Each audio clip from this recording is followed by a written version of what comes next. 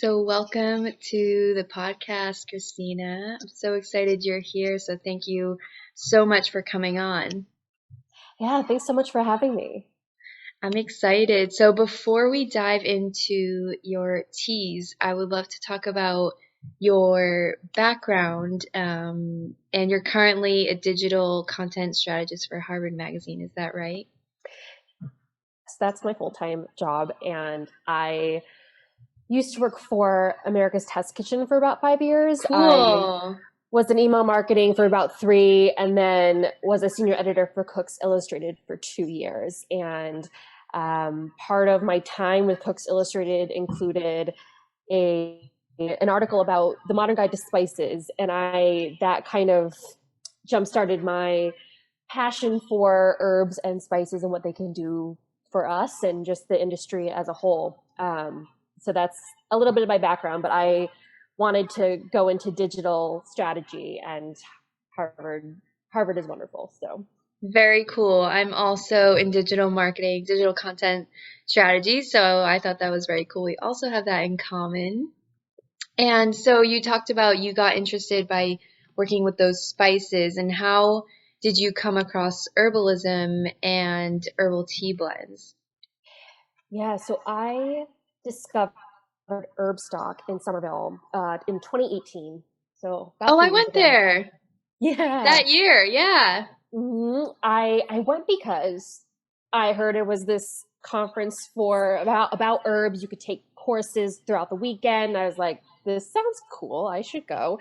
And then they have that lovely marketplace in the center of the Arch of the Armory where they hold it normally. And just seeing all these herbalists there with like their skincare products that they make, and the like Foster Farm Botanicals and any of those botanical farms that just had the individual herbs there. It really it inspired me. I actually bought some skincare products, and because my skin was not happy with me at that point in time, and I bought these products, and I was like, my skin was like, yes, yes, calendula, yes, lavender, yes, and I was so it was awesome. And so I kind of transitioned into like all natural skincare for a while. And then with teas, I've always loved like herbal tea blends. Caffeine really it makes me dizzy rather than Same. gives me energy. So Yeah. I've always had like more herbal blends. But at the start of the pandemic, I think all of us were just so desperate to find something that could like heal us emotionally, physically, just anything, any solution, because there were so many unknowns at the time. And so I lived down the street from Cambridge Naturals, and Oh my God, so lucky. I know I moved to Cambridge like I want to say it was August 2019, and it's been a Okay. game changer just in terms of like being so Yeah. close by. And I went in there and I saw their bulk herbs, and I'm like, okay, I want to research like which herbs are antimicrobial, antiviral, antifungal. Like I want to kind of try out some blends and see. And what's great there, as you probably know, is that you can get like sized bags. So I got these little small Yes. bags just to start, and was like, okay, I'm gonna like try some blends and see how I do. And yeah, I just kind of started doing this research, making blends, and I told my friends, and my friends said, you need to start selling these blends. Like you should make this a thing. Yeah.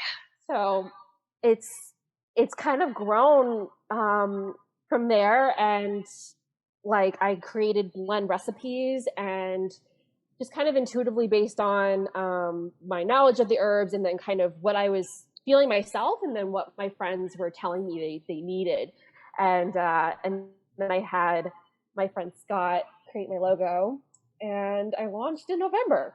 So, Amazing. Oh my gosh. Yeah. So 2018 was the year that I also discovered plants. Like I went to Herbstock, like you were saying, like those classes blew me away. And then I used to live actually near the Brighton location of Cambridge Naturals, like when that opened. It was nowhere near as amazing as the actual Cambridge one of all the kind of herbs they had, but I tried out a lot of teas like that too. But I really dived into dove in deep with essential oils in the same way, which we'll talk about. But how did you come up with the name of Kristinis Teas? I'd love to know. Yeah, so Kristini is my childhood nickname. My parents started calling me that, and it's evolved into a name that my family still uses, but my close friends also adopt, and it's very much, I feel, a representation of like my inner child, like a fearless spirit, just very much Uh, ready to dive in and be a sponge and learn and grow. And so like I I wanted to have my teas embody that kind of spirit. And yes, they are this tangible drink that you have, but it's there's so much um, intangible like benefits to the tea, and like there's a spirit with it. And if you really yes. apply that, it just makes the experience so much better. It makes it a ritual in a way. And yeah, so I wanted to include that type of spirit. And so I told my friend Scott Murray this. He was an art director at ATK with me at the time, and I, Yeah. I was like, okay. He's like, just tell me what just about what you want your teas to evoke and like the look. And I just told him all these random things, and then he just came to me with this logo, and I was like, that's it. Wow. Okay, I absolutely love the logo. I actually have the teas right here. If you're watching the video, you'll be able to see this logo. It's so mystical. Like, I love it. And by the way, when our mutual friend Rachel shared your teas to her story, I instantly knew, like, I need to learn about these. Like, these have healing powers. And that's kind of how I felt when I first discovered the essential oils I work with from doTERRA. I saw the bottle and I just had this intuitive hit, like, this is powerful, this works. And then since then, so I'm so glad my teas came. I'm actually drinking the Sacral Chakra Blend right now.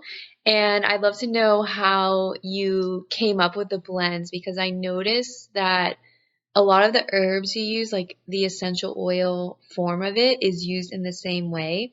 And so I thought that was really cool, but wanted to know how you came up, because they're very like specific flowers and herbs that you used. Yes. So definitely relating the essential oil use in skincare and like kind of how I was first introduced Oh, to yeah. herbalism and seeing like, okay, calendula, it helps inflammation. Okay. Um, like I'm trying to think. Well, and like lavender with calming the skin, it also calms Yeah. the body, and trying to find those relations between how it's used topically and how it's used internally. And then there's some that I found that had different uses, like Helichrysum is great for skin, but it also helps induce dreams. And I had no idea. And I'm like, this is great. I'm going to try this. And it really like that in the third eye chakra blend I have, along with like mugwort and just those herbs that are just like, yes, let's just increase the vibration around your third eye. Um, that is, Yeah. I learned that. I never Um, knew that about Helichrysum. Helichrysum actually might be my favorite essential oil. I know that's very hard to choose just one, but that was one of the first ones that I fell in love with. And I know, and that's why I got this tea. Obviously, it was in there, but I didn't know about the dreams part. I know it's like healing of wounds, both external, like physical wounds, internal wounds. I actually drank the third eye chakra blend this morning, and I think it's definitely a night tea, because I felt like I was flying, like, which is great, but maybe not first thing in the morning. And I'm sure like there were probably directions like to do that. And I know that Rachel, when she posted in her stories, she told me she had very vivid dreams. But I also had dreams last night from the sacral chakra blend, which I found was very interesting. It was like very healing in a sense. Definitely. And that blend, I mean, and we know the sacral chakra is very much that like that space of creativity. It's where Yeah. we, really, um, it's just, it harbors so many ideas, and it's such a powerful vessel. And I think for me, with the herbs I chose for that blend, like the red clover and red raspberry leaf, those were like, the powerhouse herbs for that like area of the body physically, and shatavari as well, which is it's a newer blend, a newer herb to me, but I love it because it's technically a root, but it when you steep it, it gets really soft. It's like you don't even need to decoct it. It's so soft, and then the hibiscus just adds like Oh that my God, I nice. love the hibiscus. And that's why it's like kind of fruity, I noticed. I want to share, yeah, all the plants in this one. Calendula, hibiscus, red clover, you're saying red raspberry leaf, and shatavari. I haven't had shatavari. It's so good. And what I love about these blends too is like you have this knowledge of blending them in a certain way. Like when I went to Cambridge Naturals, I was just going off of like my research. So I would just get like one-off things. Like I remember getting red raspberry leaf, just that single. But now you found a way to like blend them in such a nice way, which is like the value there. It's so good. Yes, because yes, the bulk herb wall is overwhelming, Yeah. and I went through many failed experiments. Like my initial root chakra blend was like reishi mushroom, burdock root, and calendula. And the thing is, all of those are wonderful herbs, but you put them together and it just doesn't taste great. Like it's just you need Yeah. those other herbs that like they give you the flavor and the benefits, and then there's some that are just like straight up benefits on their own, might not taste the best steeped into tea, but like together they really flourish. So yeah, Yeah. And how did you learn that? Like this is all through trial and error. Did you do like research? Were there any books you used? yeah, so I used I'll go grab the book that I Yeah. mainly used here. And yeah, so I used this one, The Way of Herbs, and it's Cool. by Michael Tierra. And I really enjoyed this because he talks about Western and Eastern herbs and like their properties and like the systems affected. And it's like, Very and cool. I wanted to start there and see like which herbs affect which systems the most. And yeah, it was a lot of trial and error from there because it's tea blends is just it's about flavor and benefit, putting it together. And what I also find too, so my top selling blend is my self-love blend. And it's the prettiest one. It's the most colorful one. It's like I think people are attracted to color as well, and some it's dependent upon just like they may not see the name as much as the colors, and I find that interesting too. I almost got that one too. I think it was so pretty like that. I think that's like my next one. And the root chakra blend, like that one sounds really good because that one is more kind of like a coffee kind of flavor, right? Like a replacement. Exactly. Yes. I'm Italian. I love coffee, but I don't like caffeine. And Yeah. decaf's all right, but it's like with herbs, I know that you can make an herbal coffee, and so I tried different variants. And like roasted chicory root is actually really inexpensive and affordable, and so that's like the main root of the flavor.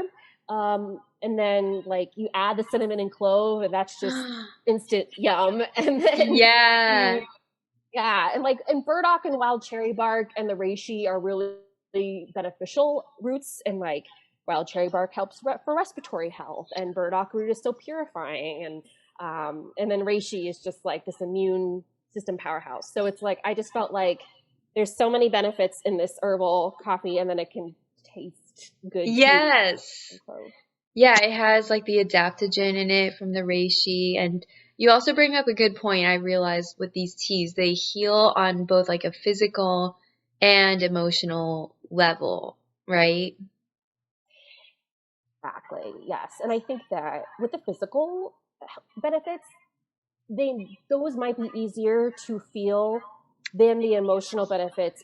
And the way I think that people can feel the emotional benefits more is if they really create a ritual around drinking the tea and like really tapping into those emotions that they want to help work through, especially with grief and the heart. and that really does help. And I think like I want to say it's like my headache relief blend. Yes, Oh yeah. that one, it's rather immediate. It's like the headache just goes away and you start to feel like calm and sleepy, and it's a great before bed, so you don't go to bed with like a pounding headache, and catnip is magical. Oh, I learned that at Herbs Talk. Like catnip was what everyone was talking about. And again, I think I got that as a single, just the leaves. But now just blending them all together, like they work together better, I feel.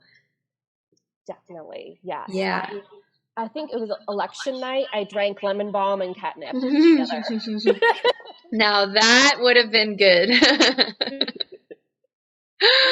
Yeah. Wow. So, Lemon balm, I love that too. And I love that essential oil of lemon balm is known, like the emotional properties, like the oil of light and clearing out darkness. So that's incredible. And basically, I also want to share, like you talked about having a ritual. That's kind of why I wish this morning when I had the third eye one that it was like I was going to meditate and then journal or like fall asleep. So how do you recommend people, like a few examples of using the teas? And also, I'd love to learn more. I saw on your Instagram that you were demoing different ways to prepare the teas. I think that would be really cool for my listener to learn too. yes. So, ritual around the tea, I think everything about the process should be intuitive in the sense of like, okay, checking in with the body. How are we feeling? What part of the body needs my attention? Like, what needs the most attention? And sometimes it's like, man, my throat is so dry, and like I know I'm going to wake up with a dry throat.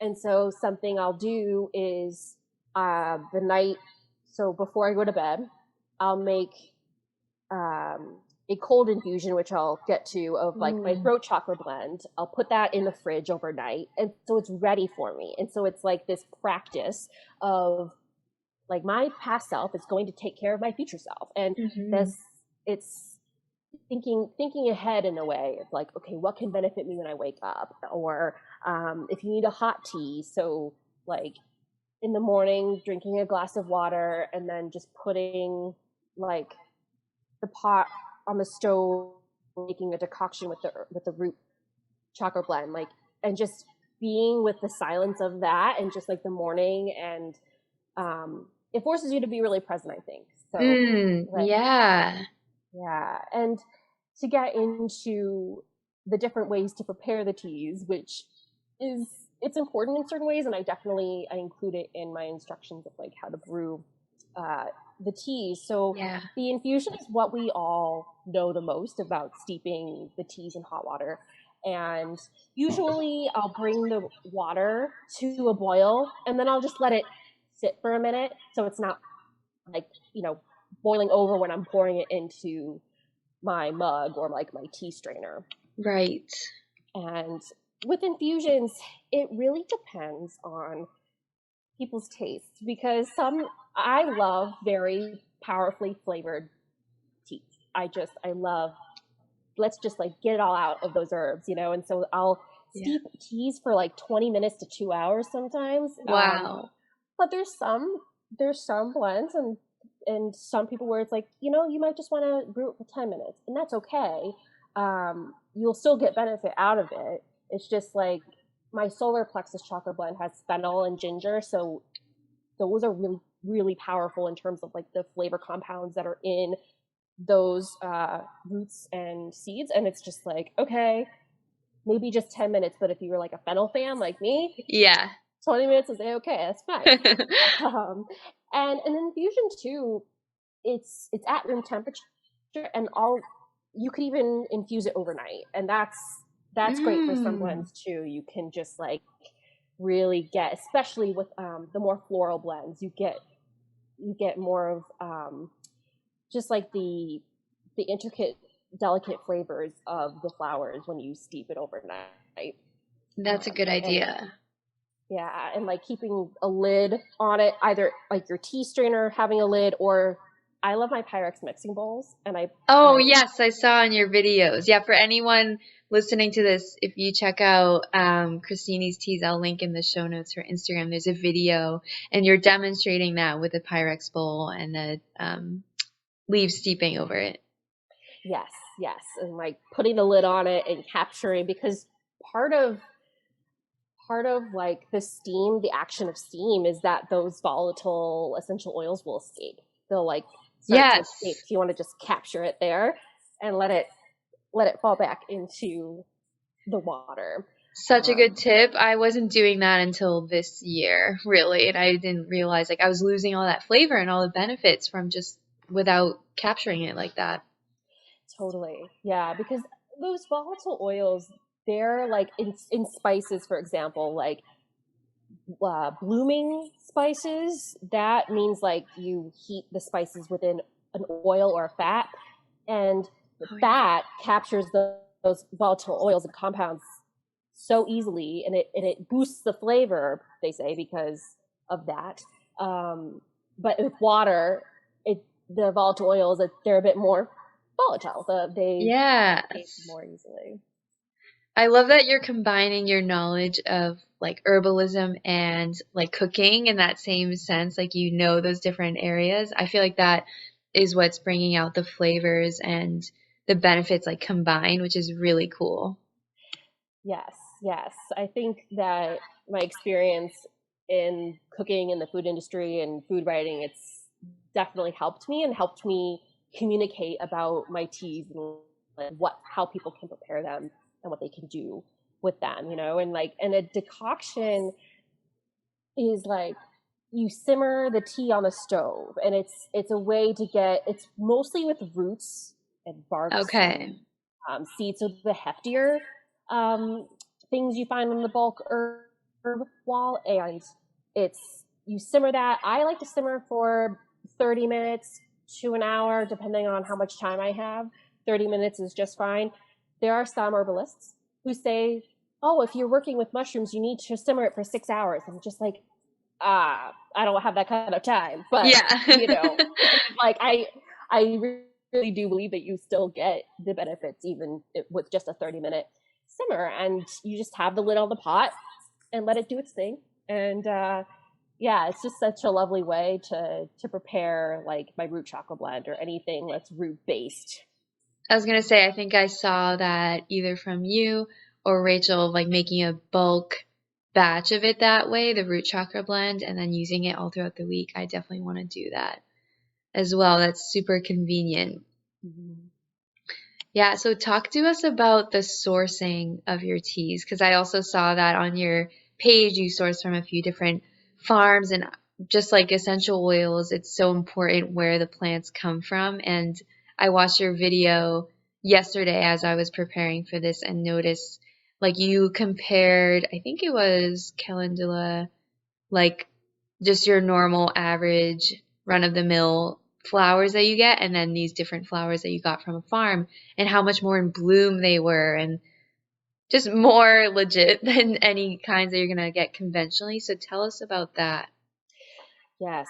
So I'm learning as I go which farms specialize in which herbs, and the quality of when you receive it. So the video I think was chamomile, so it's a sea herb, Oh yeah. the chamomile, and the one that I normally get from Cambridge Naturals is from Mountain Rose Herbs, and Mountain Rose Herbs is like they're the most well known Yeah. of the herbal like the herbal stockists, and I think they have a quality product.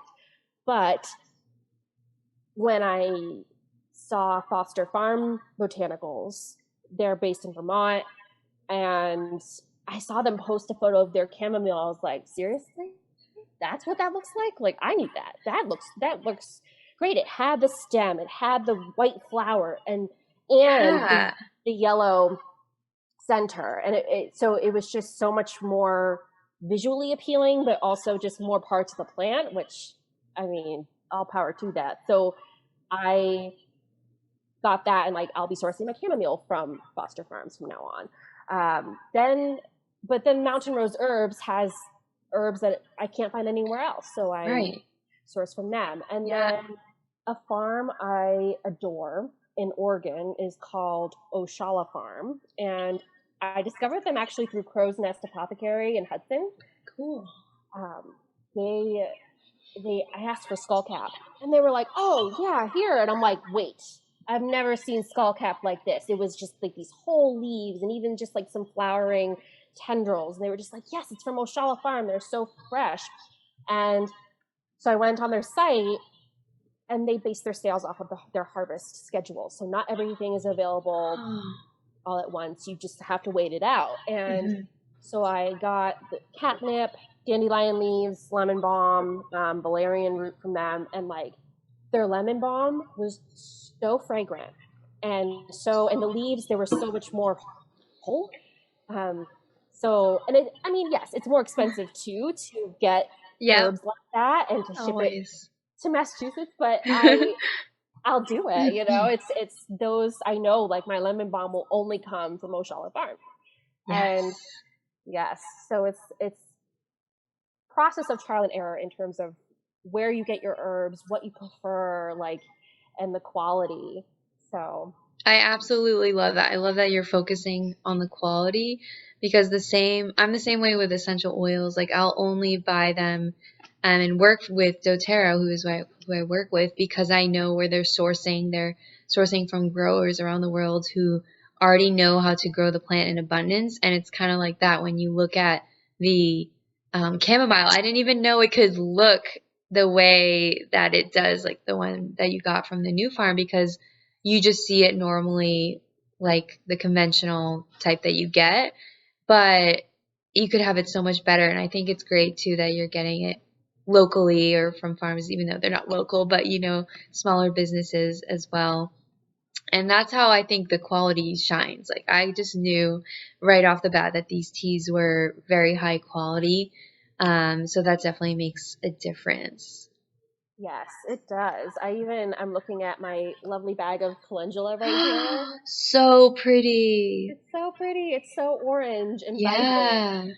Yeah. And sometimes when you see calendula, it's really like a light yellow, but this is just orange to a T. Yeah. I just so appreciate that, and it's like, and dandelion leaf. I mean, Oshala Farms. It's like Oh, wow. whole Those are leaves you get. huge. They're Yeah. huge, and so it's not just little pieces. Yes, that makes a difference. I've definitely looked at getting calendula to like put in oil blends, and I think I've looked at Etsy before, but yeah, they were more yellow, stringy kind of. And this is like the bloom of the flower is still in it. I think it's in, yeah, is it in the sacral chakra? Yeah. And I have the third eye one here too. Oh, this one I wanted to talk to you about because it has sage. It has, which is definitely like a third eye oil, like clary sage. Shisandra, which I've never worked with, and juniper, which is funny because that essential oil is good for protecting dreams and dream work. And then the Helichrysum, which you were talking about, also induces dreams, and then the mugwort. So I just love that connection too that these qualities have. And do you have any recommendations for, working like what times of day to take these blends, like the chakra ones at least? Yeah, so with the root chakra blend, definitely in the morning, it's a great way to start the morning, and just not only to have the physical experience of drinking the tea, but to like think about the roots and feeling grounded and to start Yes. your day in that grounded state. So that would be a great one to start and to drink in the morning.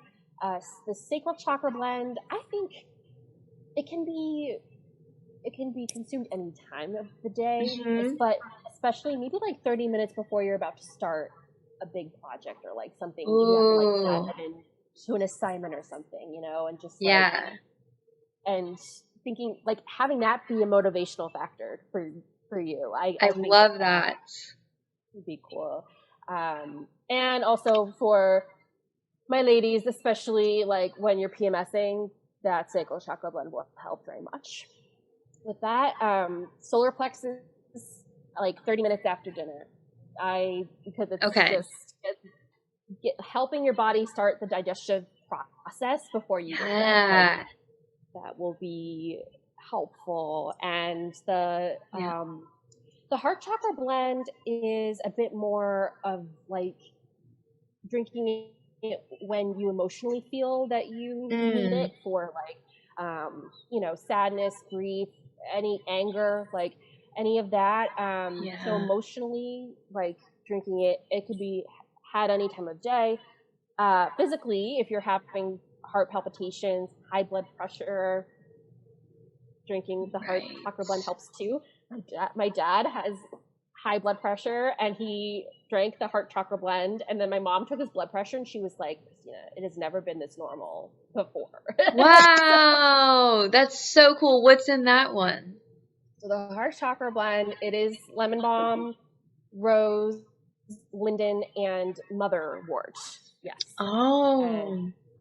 And the linden is really, I think, that's like the power herb in there. But motherwort is such a heart-centered herb too. Yes, and rose too. I always use rose over my heart for healing anger or heartache, things like that. Yes, definitely. And the throat chakra blend, I drink it hot if I'm experiencing like a scratchy throat. Mm-hmm. But if I'm experiencing like a dry throat from allergies, I'll make a cold infusion, which essentially is you just put the herbs in like room temp water, you put it in the fridge, and you just let it sit for a while. And that, because with the throat chakra blend, it's the marshmallow leaf it's that mucilaginous quality, and it comes out most in cold water. In hot water, those properties kind of diminish a bit. Okay. So that's helpful. Pro tip.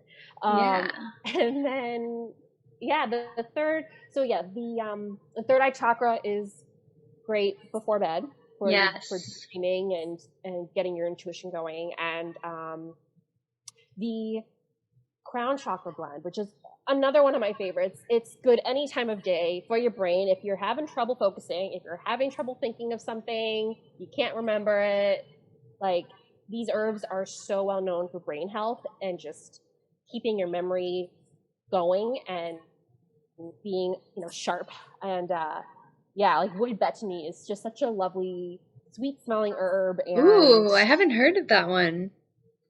Yeah, it's interesting. It's more known as like a herb used in more like medieval, like ancient times, but it's still around today, and it's like it's so beneficial for the brain. That plus gotu kola, and then the other like rosemary, sage, and holy basil. Like they're I love holy basil. Yes, I mean Tulsi. Gosh, it's such a powerful herb. It's like a kind of a jack of all trades in a way. Yes. Yeah, I drink Tulsi tea a lot, so it's definitely balancing, for your spiritual health and your adrenals, I think, as well. That's why I take it. But I love having all these pro tips, and so that my listener can have them too, because I think it does matter, like you're saying, having that ritual around when you take it and how you take it. So this is very, very helpful. And my next question is about really working with the plants. And I love that you bring this up, and you brought this up, that it's a reciprocal relationship that we need to have with plants, and we need to believe in their power. So can you share more around your beliefs around that? Definitely. So I read Grading Species by Robin Wall Kimmerer, and she has an indigenous background, and she talks about humans and our relationship to nature and how plants are just as alive as we are. They can't speak, but they have vibrancy, they have energy. Like we think about flower essences as having an energy to them. And so I think about the energy, and even thinking about like their defense mechanisms, and like some plants have bitter compounds at first that need to be released before their true sweeter flavors come out, like jasmine. And I think that with plants, you want to make sure that if you're consuming them, it's either you're growing them yourself and you're part of that process and you treat the plant with respect. And because if plants are ignored, they won't thrive. They'll die off. Yeah. Need to be nurtured, just as we humans need to be nurtured. And so, and especially when I source my herbs for my teas, it's like I want to make sure that those producers feel that same way, and that they are treating these plants with respect, and they are really bringing the best quality because of that nurturing process. And yeah, I just think, and especially with Robin Wall Kimmerer's concept of the harvest, and like actually asking the plants, like, can I harvest you? Is it time? I love that. I love that so much. I'm right with you on all of these points. Like, I see plants almost as beings, which they are, because you can't just, and I'm just thinking in the terms that I use them mostly with oils, like, you don't just throw a whole bottle and dump that on yourself, or kind of use them willy-nilly whenever you want. It's more of like that building that relationship, and you see which one works in what way. And for me now, it's completely intuitive. Like what you were saying, I asked, like, what plant do I need today? And then it will come to me, and I won't know why, but I'll just use it. And then I'll look at my reference books. Emotions and Essential Oils is a great book, and I want to check out that book that you mentioned, because then I always just confirm it to myself, like, oh, this is why I needed that plant. So I love that. And even if you think about it, in other plants with like psychoactive abilities like ayahuasca, like that's a complete surrendering to the plant and their power, and you have to respect it. And that's just on a grand scale, but even on a day-to-day scale with like the teas we're drinking and plant essences and tinctures and essential oils, it's like you're building that relationship over time too. So I guess you could build this into your practice, and it's not just like have one cup of tea and then, oh, I don't feel anything, it's not like that. But I definitely did feel something last night just from trying it for the first time. It's funny, I was reading a book. I'm taking a breathwork training at the moment, and the book we're required to read is called The Reluctant Healer, and the chapter is on the sacral chakra. So of course this happens like all this week. I get your sacral tea, and I wrote a post on Instagram of like the essential oils for the sacral chakra, and then this chapter came up. But it was all about like the sexual energy and how you can clear that and heal that, and that will help your creativity. But I feel like plants each hold that energy, and when you're using the plant, you get those energies. So being appreciative of those healing benefits, like these are spiritual healers, these teas. Like I'm using this with my meditation, with my crystals, like it's all that I'm using them together. So I feel like these are powerful spiritual growth tools that everyone can definitely use this year and last year. That you were making blends, right, already early last year, is that right? Yes. So yeah, I started my process out in March, and then I was sending them to friends and being like, test, tell me what you think. And yeah, and I think well, first of all, I'm so glad to hear that the teas help you in that way, and you're interacting with them in Yeah. such a spiritual way, because it's like you're getting the most benefit from it. And I think with tea drinkers, especially for like beginner tea drinkers, like my sisters, it's they get a sense of the taste first, and then they start, as they drink more, they're like, wait a minute, this is affecting me beyond the taste, in more of my senses. And then it goes into this curiosity about what's actually happening, and it kind of grows. So it's like, definitely people don't need to be herbalists to try teas, but I think it's like with practice, with anything, it's like with the practice of drinking teas, it will evolve into something more than just the taste. Yes. Yeah. And these are like curated for specific healing intentions, which is all that energy. You can feel that in the teas as well. And so, talk to me about, do you have any new blends coming out and really what's next for Kristinis Teas? Yeah.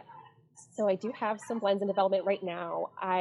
One of my goals is to bring seasonal blends. So they're there for a limited time. It's really when the herbs are harvested, and just thinking about, well, the season and what needs to happen, like in spring, and just kind of like cleansing, starting fresh, just like the bringing a lightness to the body, and like summer, cooling yourself off, just making sure that your body's in equilibrium, and like the fall, kind of getting ready for the cold, but it's a bit more spicy in the winter. It's just like hunkering down, and it goes along with the harvest schedule. So that's one initiative I have. Yeah. And then I'm developing a sleep blend specifically for those who struggle with insomnia. And Cool. because a lot of my blends, they help relax you, but this blend in particular, I'm working with hops, flowers, valerian root, lavender. I think I'm gonna put catnip in it too, but like hops flowers are exceptional. They're not just for beer, but they Oh, have, those. yes. It's like they actually have a rather sweet smell to them. They're not that bitter hoppy flavor that you taste in beer. That's a bit more like the fermentation process that happens within the hops flowers. But when you get them like freshly dried, it's just, and they're so cute. They're these like, there's these lovely layered. It's like a pine cone, but in flower form. Is the best way I can put it. Beautiful. That's beautiful. I love the seasonal idea, because that, even when you said that right away, jumped out to me. Like Ayurvedic healing is by season, or like each different dosha. So you said it's with the harvest, but then also that, so I could see that being very healing. I think I'm Vata, which is like the fall, and I think I'm also Kapha, which is winter. So those could like balance you out when you're out of balance. And I was gonna ask, is vetiver root like a tea? Like, can you drink that? Because I know that essential oil is like a sedative that I use when I can't sleep, but could you drink that as a tea? Yes, I do have blue vetiver Ooh.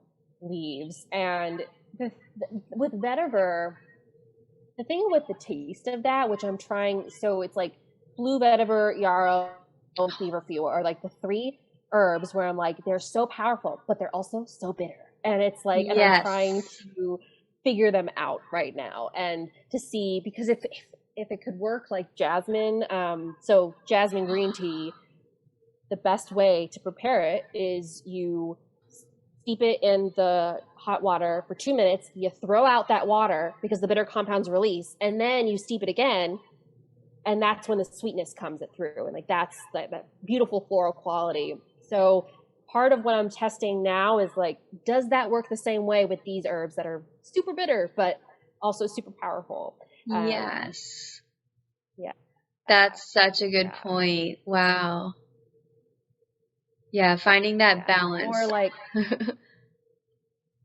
yes, and if like they're still bitter, then I'll try and mix them with herbs that maybe might mask that bitterness a bit or counterbalance it. But yes, so that's a long Wow. answer to your question. Yeah, no, that is so exciting. I'd love to check in with you in a few months and see how that's going and catch up over that. And it's just so nice to connecting with someone else who's as passionate about plants. Like they just speak like they're my friends, and I'm sure like for you too, like you know all their different qualities. And it's so exciting now you've opened a whole world of tea to me, that like I love tea, but I wasn't using them in a healing way. And I think this is going to be so helpful for people just to start on their healing for themselves, is just like incorporating these teas in your routine, and just also for the benefit of cultivating a relationship with plants, which is so needed now to like people that maybe live in the city and aren't near plants. This is a way to get back in touch with nature that way. Absolutely. Yes. I think when we get herbal teas in the tea bags, that's convenient, but like the loose leaf, you get to see the colors and the textures. Yes. And it's just a more hands-on way of enjoying what you're consuming. So Exactly. That's it. So where can we find you online and where can we get your teas? yes, so I have an Etsy shop. So it's on Etsy. It's Kristinis Teas with a K, Kristini, and Teas. So Kristinis Teas. It's an apostrophe S on the Kristinis, and yes, because that's a big thing when I say it verbally. People think CH, and I'm like, no, I'm in the K Oh club. Like, no, yeah. yes. So yes, Kristinis Teas on Etsy. That's where all my teas are, and each of the listings has detailed instructions and flavor profiles and everything you need to know. And then when you buy the teas, I'll send you a PDF of my instructions for every blend that I offer, and I'll continue to update that Oh. as well. So Cool. I need to check that. I'm like not good at I never read directions and I just always jump in and do it myself, but I'm going to look at that now because that's going to be super helpful. And now I have all your pro tips as well, and so does my listener. So thank you so much again for coming on the Plant Wisdom podcast, and I look forward to staying connected with you and checking in with you soon. yes, Emily, thank you so much. It's been a pleasure. Definitely.